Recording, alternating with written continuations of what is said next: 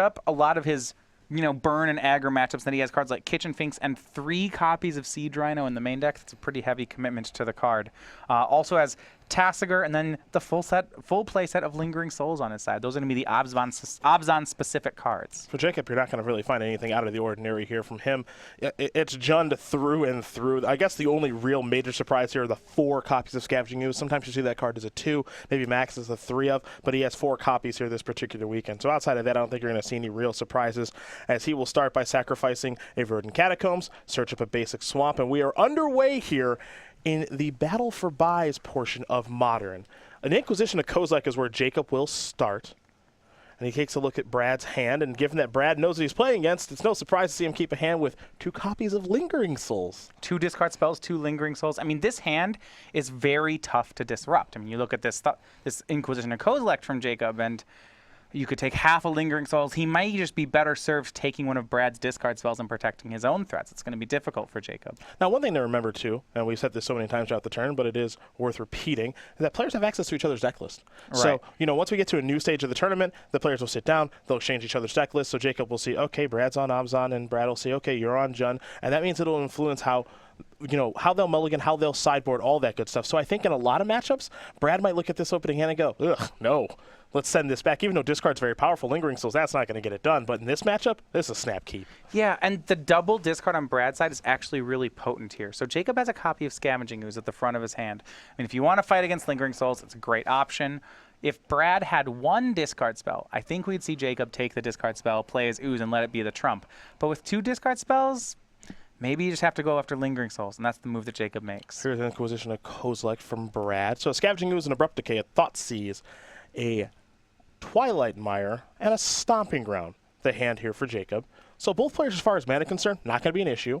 They're just going to rip each other's hands apart to start things off. And as we've seen so many times in these matchups, it's just an attrition war. Though for Jacob, a huge top deck. Huge top deck. As I was going to say before, if you look at the remains from the attrition war, Brad would be a pretty big favorite in that Jacob was going to be left with an Abrupt Decay and Brad with multiple Lingering Souls. Now, Dark Confidant is going to change that entirely here. Brad doesn't actually have the kill spell for it. And that, this card unanswered, that's what wins Jund mirrors. A reveal of a forest, and now a Thoughtseize the draw. And for those of you who have never really watched this kind of black-green mirror before, it's not so much what Dark Confidant is drawing, it's more about just give me more cards, because players just tear each other's hands apart. So many cards in this matchup just trade with each other. So the text boxes stop mattering as much, and really just the number of cards starts to be what the players will care about. Here's a Thoughtseize, Brad with quite a few lands in hand. We know about the other discard spell and the Lingering Soul, so he hasn't drawn anything new. He did flashback Lingering Souls from the graveyard last turn. That's why he's got the 2 spirits on the battlefield. Jacob going to fall a little bit lower thanks to the Thoughtseize, and we'll see what he does want to select here.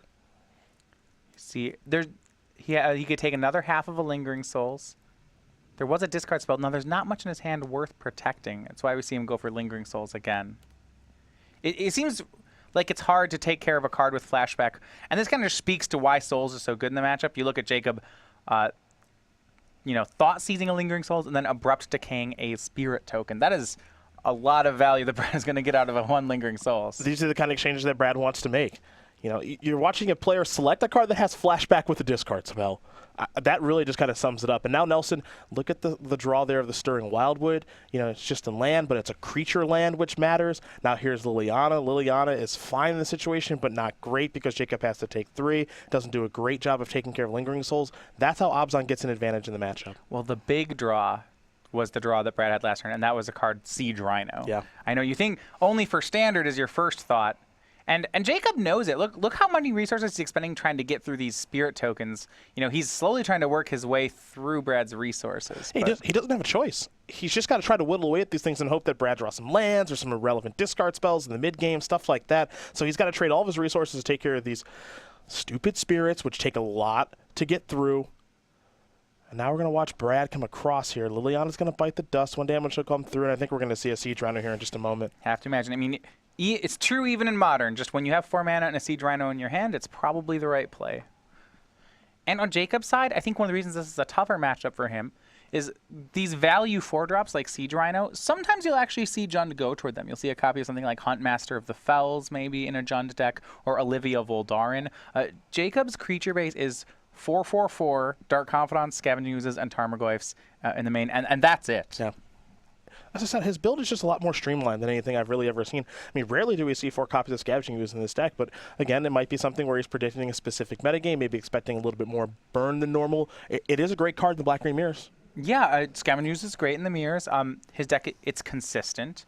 There are a lot of matchups, especially when you're playing against linear decks. So if you're in a combo metagame, I really like Jacob's build in that. He's heavy on the discard. He has 7 main deck discard spells. He has none of the clunky 4-drops that combo decks can ignore.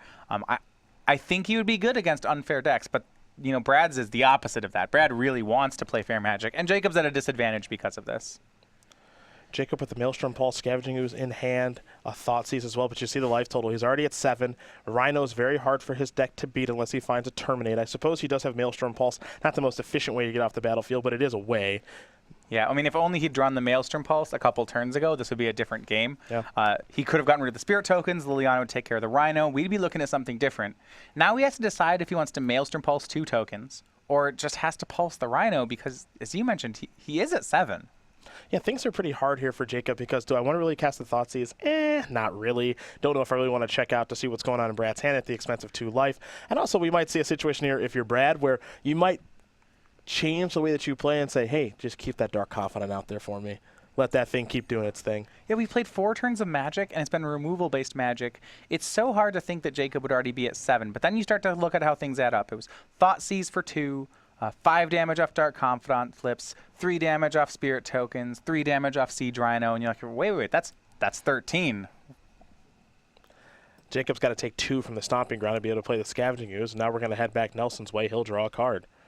I believe he picked up a copy of Abrupt Decay. If so, that's timely. It's timely. So what Jacob was banking on here was that the Scavenging Ooze would undo the damage that has been done. Yes, he's paying a lot of life points to kill things.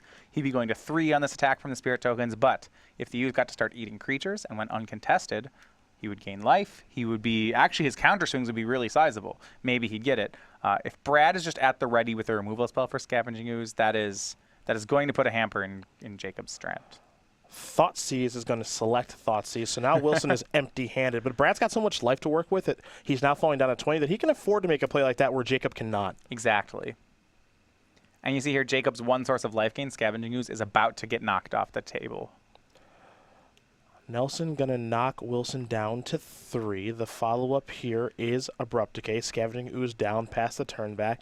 Will it be Dark Confidant that does Wilson in? The answer is no. Raging Ravine is the reveal. Jacob will just play Raging Ravine.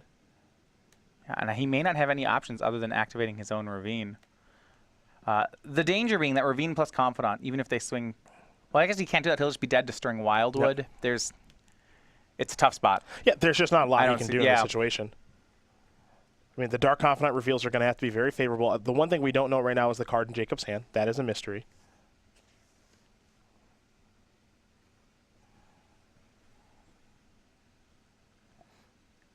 So what will Brad Nelson do this turn? Looks like he's going to start with the Spirit Tokens. Terminate will take care of 1. The trades that have been made for Lingering Souls this game, they both have been Thoughtseized. I think we've seen a Terminate, an Abrupt Decay, all sorts of things used on them. Dark Confidant going to reveal a Dark Confidant. Wilson's at 2. 2 minus 2. I know you're a math guy. I think, yeah, I believe. See, it would be your additive identity. So that means, there you go. I don't know what that means. 0 was the answer I was looking for. Brad Nelson's going to win game number 1 here over Jacob Wilson.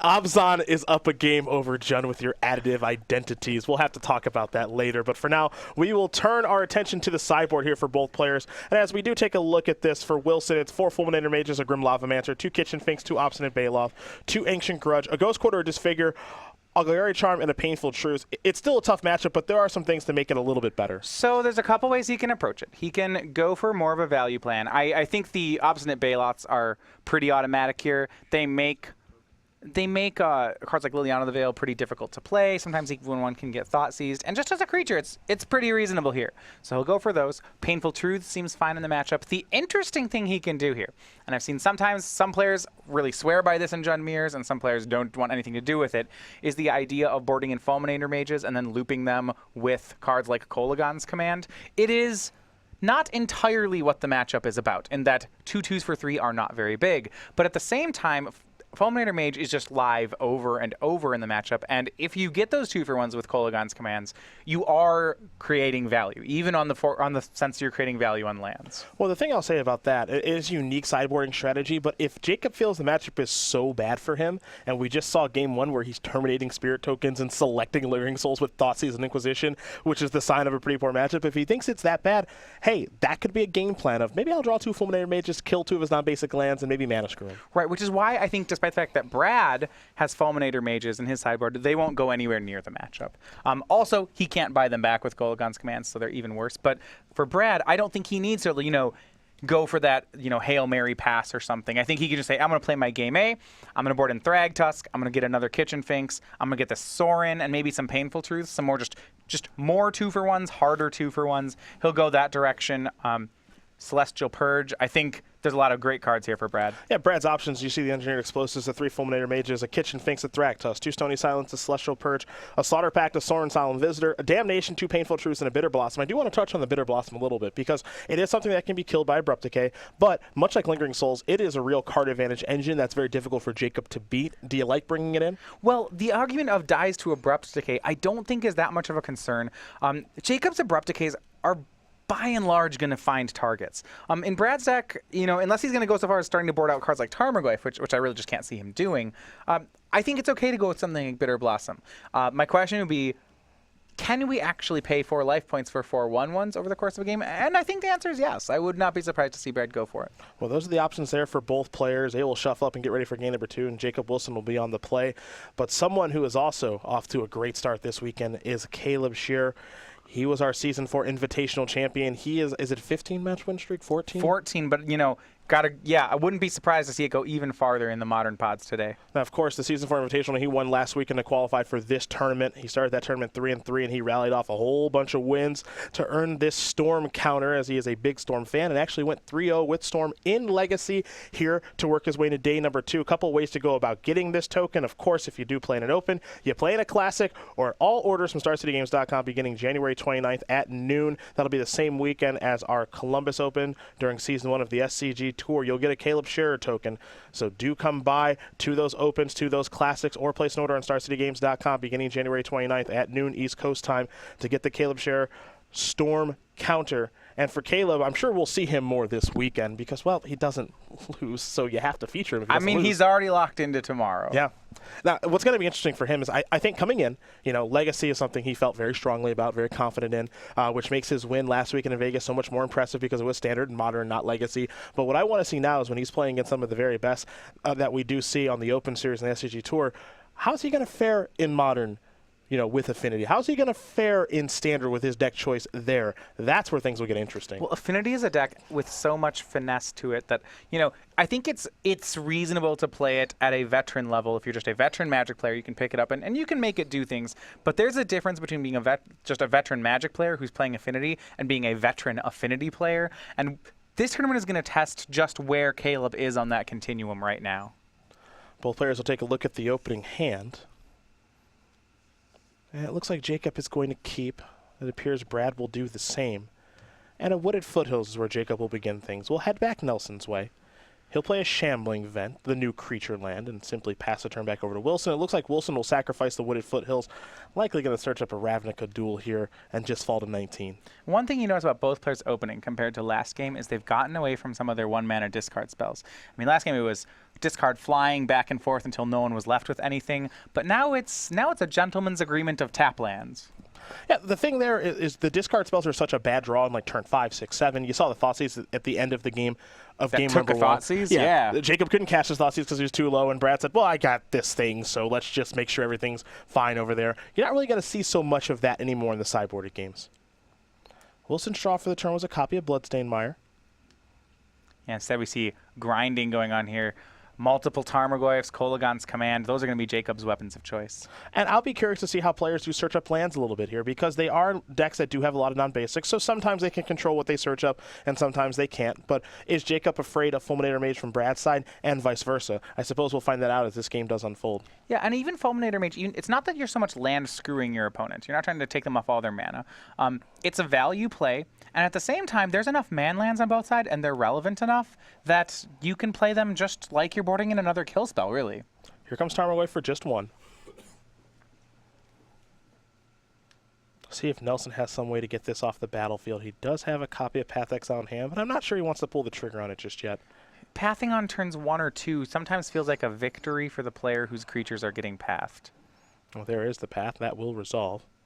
So a basic force is what Wilson will search up. Now, the good news on Brad's side is that Jacob does not have any big sideboard haymakers that he's going to. Your real worry here would be that you were ramping Jacob into a Thrag Tusk by making this play. That'd be pretty bad. But Jacob actually in his sideboard doesn't have anything that big. The biggest thing he has is Obstinate Baloth. And it's unclear if that even came in. There are times where you do want to board that in, so maybe get a little bit of one-upsmanship against the Liana, and then other times where you're just, I'll just kind of leave it at home. Yeah, you playing 4-drops that sometimes are smaller than your opponent's 2-drops is not always great. Tarmogoyf will outclass it at half the price. There's a Fulminator Mage. And again, I know you felt that Jacob was going to bring his in. It was unclear if Brad will bring his in, but Jacob's first Fulminator Mage going to take care of a Shambling Vet, so that creature land does bite the dust. Casts it straight to the graveyard. This is another punishing effect of Brad using Path to Exile. Is now Jacob's not just up 1 land. Now he's up 2 to 3. And you see Kolaghan's Command in his hand. We're talking about the ways that he can get this game. Kolaghan's Command discarding and buying back Fulminator Mage is not an unreasonable approach for Jacob. Nelson going to play a basic Swamp. He'll sacrifice the Verdant Catacombs, fall down to at least 19, potentially less. And let's make it 3, as there's a Godless Shrine. Going to fall down to 17. And what's the play going to be here for Brad? He'll go with the Bitter Blossom. Had a feeling he was going to board it in, and now we'll see how effective this can be. Yeah, it'll be pretty good here. Depends what kind of answers Jacob has. Well, Maelstrom Pulse was the draw. Well, now he has one. Excellent. Well, it's curious, again, if he wants to cast this to kill Bitter Blossom right now, because we could see him, save that and say, I'll just kill a bunch of fairies, let you deal yourself some damage, or do I just want to kill your Bitter Blossom now? Given the kind of preference that Jacob gave to killing Spirit tokens game 1, I mean, immediately Abrupt Decaying them, immediately terminating them, I can't imagine he lets this stay around. He clearly values that kind of creature really highly in the matchup. A Swamp there for Wilson off the Verdant Catacombs. He falls down to 14. Yeah, I believe he can do Tarmogoyf and Maelstrom Pulse, which now he gets Tribal Enchantment in the graveyard. Heyo. Those are 2 ones you don't normally get. Yeah, immediately reaches for the die for 6-7. It's a big Tarmogoyf now. And Nelson, as you mentioned, is behind on mana. Jund, Abzan, those are decks that at times have difficulty playing multiple spells in one turn, as Nelson will draw a card.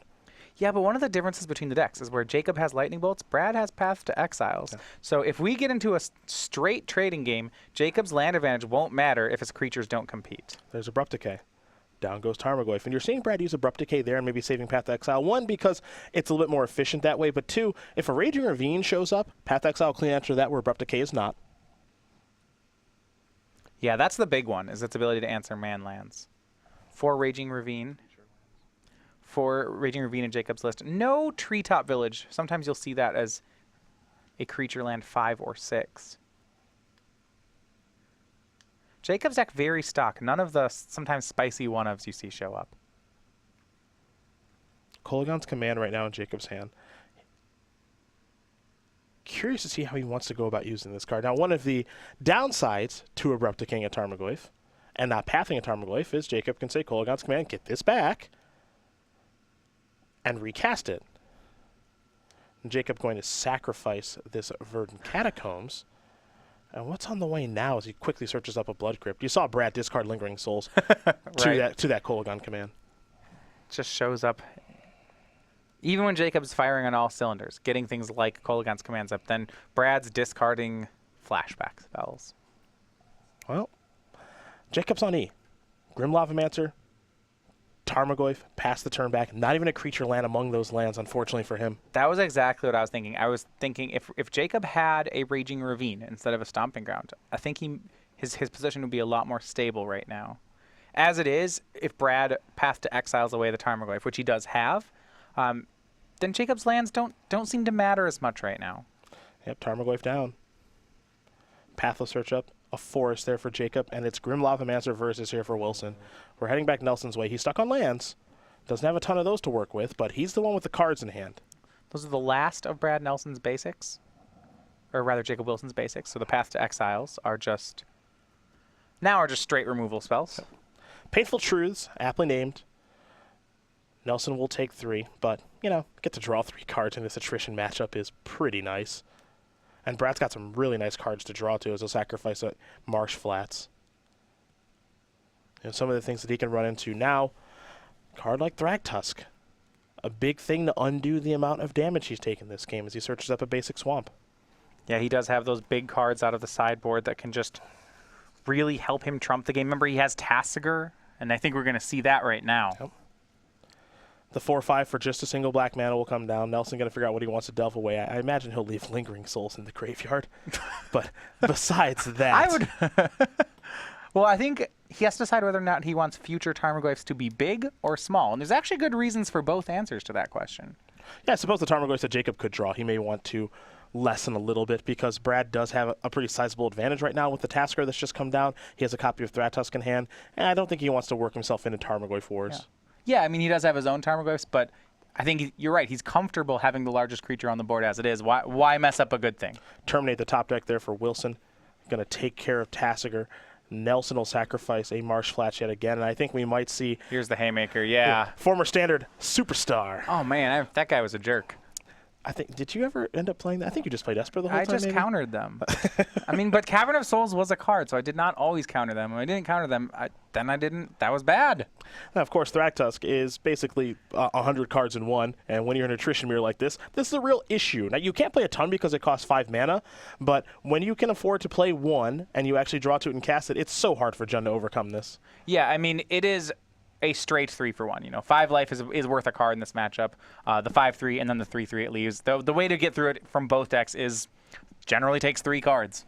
Now, if there is a card that can become bigger than it, this is certainly one. There's a copy of Scavenging Ooze, so that can take away the Lingering Souls right away from Nelson's graveyard. It can also remove them other creatures, and now the Ooze can actually start to get to work a little bit here.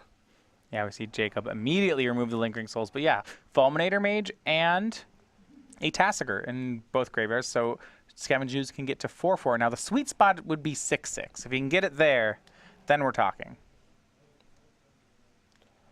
For Nelson, Thragtusk on the battlefield along with 5 lands. Only 1 green source of mana, but here comes the 5/3.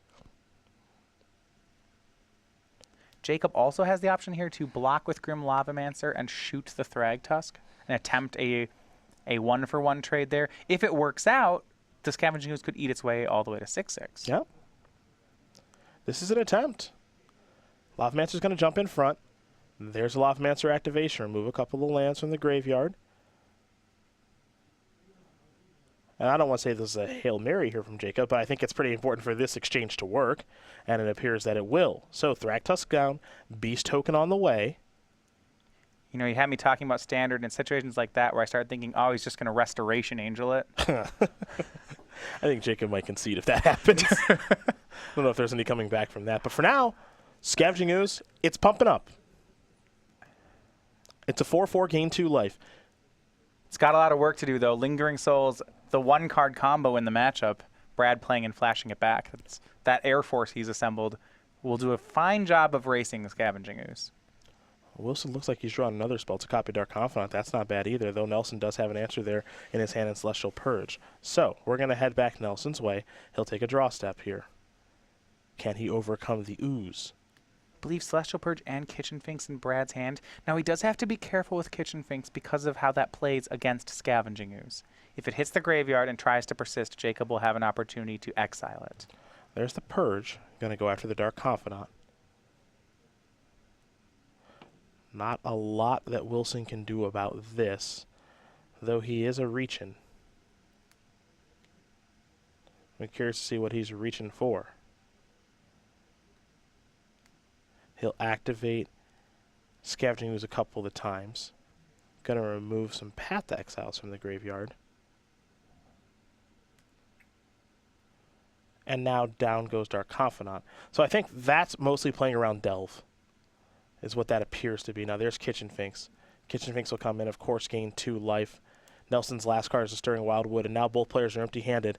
Obviously, Nelson's board a lot better than Wilson's here, but one card like a Maelstrom Pulse, which Jacob has 2 copies of in his main deck, can turn it all around. Sure. Yeah, if he has some way to sweep the spirit tokens. And I think you hit it. Maelstrom Pulse is the thing he's looking for.